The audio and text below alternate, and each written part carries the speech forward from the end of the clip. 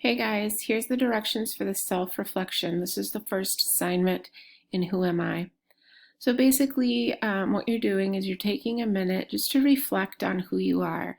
And this is something that um, learners and adults and people who work in businesses have to do all the time. They have to figure out what works, they have to figure out what doesn't work, and then they have to move on. Self-reflection is important for anybody, okay? So I want you just to take a few minutes and I want you to tell me what your strengths are. What are you good at?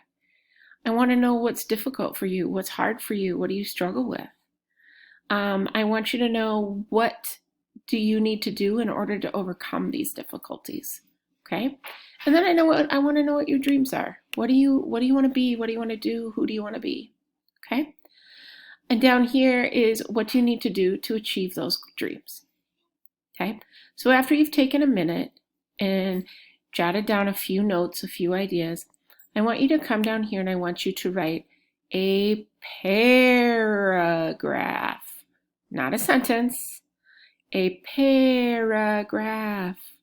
That's 5 to 7 sentences about what your dreams are, what you need to do to achieve those, and things that might be difficult for you along the way, but what you'll do to overcome those difficulties.